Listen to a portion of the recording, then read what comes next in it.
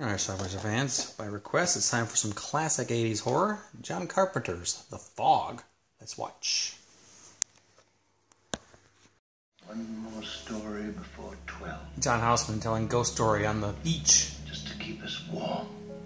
About a boat that was plundered 100 years ago. Told by the fishermen and their fathers and grandfathers that when the fog returns to Antonio Bay, the men at the bottom of the sea, out in the water.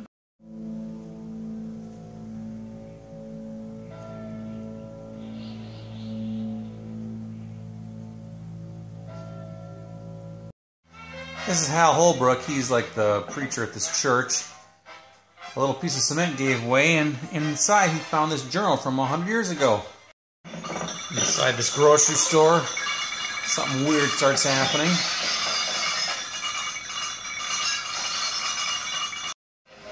And here we see Jamie Lee Curtis. She just got picked up. She's a hitchhiker. Listen, I never hitchhiked before. That's Tom Atkins. I just really want to be careful. Can I ask you something? Sure. Way to keep you up. Adrienne Barbeau in her theatrical film debut. Hold on. She's a radio DJ. She operates out of the top of a lighthouse. Out on a boat, that's George Buck Flower, and there's a fog bank coming in. There's a fog bank out there. Well, the fog moves in, and out of that fog comes these creatures. These are the ghosts of the sailors.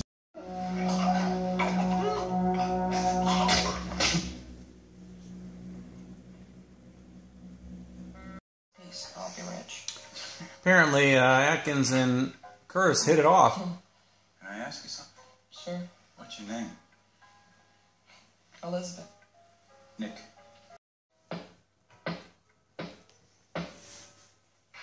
That appears to be one of those creatures. Straight up. The end of the witching hours and time for me to sign on. And the creature's gone. I guess 1 o'clock, they gotta be gone. I don't know. So until tomorrow. This is Adrienne Barbeau's son. He found this gold coin on the beach, and then a second later, Dane on it. That's the name of the ship that was plundered 100 years ago. Hal Holbrook, he's reading some of the passages from that journal that he found. But this does not prevent him from trying to better his situation and that of his comrades. He's reading it to Jason or Janet Leigh. Anyway, Atkins went out looking for that missing boat. They found it. Didn't find any survivors on board. Didn't find anybody on board. At least not yet. No reply. Found a body. April 21st, the deed is done. To give the benediction tonight, Father. Antonio Bay has a curse on it. Do we take that as a no? 1340 KAB.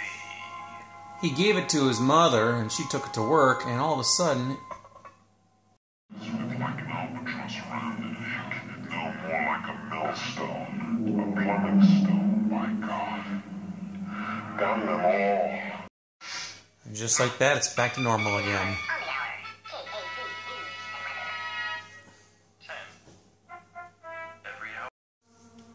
So they took the one body that they found back to the morgue, and apparently it's not really dead yet, or at least not all the way.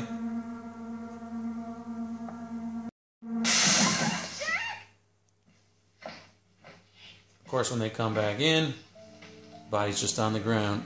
A special weather bulletin. The Tri-County Weather Station reports a fog bank moving southeast along the coast. For whoever's interested, that's the weather station on Old Russellville Road.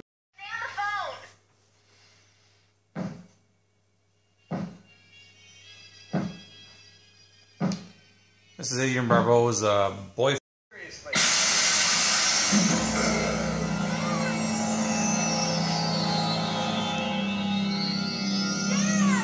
All the windows, Andy. Are your bedroom windows closed? That's Adrienne Barbeau's son. Hello?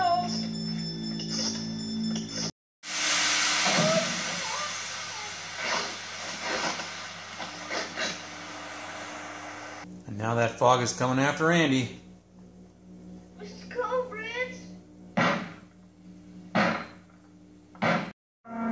She announces on the radio that her son is trapped and gives the address, so Tom Atkins rescues him just in time. Inside and lock your doors. Close your windows. There's something in the fog.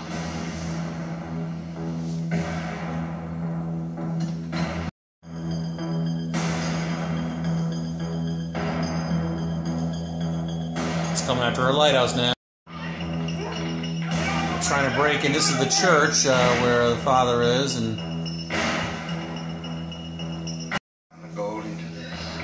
so that gold that was plundered 100 years ago was melted down into that gold cross you see there. They've entered the church. Blake, I have your gold. Kind of a cool scene. Meanwhile, at the lighthouse,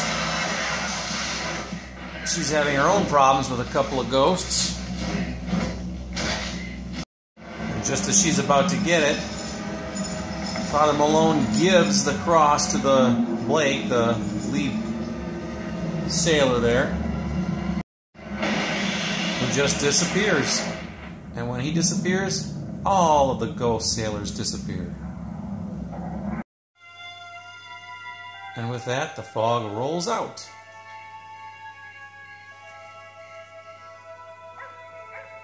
But just when you think it's all done, the ghosts reappear in the church with Father Malone. All right, let's talk about The Fog, John Carpenter. I think this was his follow-up to Halloween, or maybe that's someone's watching me was in between. A TV movie, I'm not sure. But anyway, stars Adrienne Barbeau. This was her first theater movie that she did, or theatrical role that she did. She did some TV movies prior to this. Tom Atkins is in this as well. Jamie Lee Curtis and her mother, Janet Leigh, is also in this. It's a story about 100 years ago in this town. Apparently, this boat got looted, and they killed the people on board and stole their gold. The gold was eventually melted down into a gold cross that was used in this church in town. 100 years later now, the people who were killed on this boat have come back for revenge, these sailors. And they come in the form of the fog. This fog rolls in, and wherever the fog goes, there's these monsters. Well, I don't know if they're monsters, but they're just the ghosts of these dead sailors are in there, and they can kill you. So, they can seep in under doors and such, because, the fog can go wherever it wants to go, because it's fog.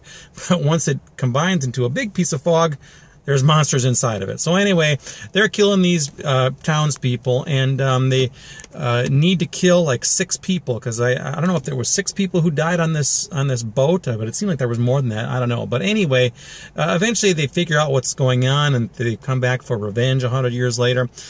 This gold cross is found, and Hal Holbrook, who is the reverend in this church, he confronts the ghosts at the end. Actually, they come to the church to confront him, and he talks to the lead pirate guy. His name was Blake, and he says, "Blake, I have your gold. I have your gold." So he kind of gives the cross to him, and then he grabs the cross, does Blake, and he kind of like flashes and disappears, and all the other ghosts that were around, they all disappear too.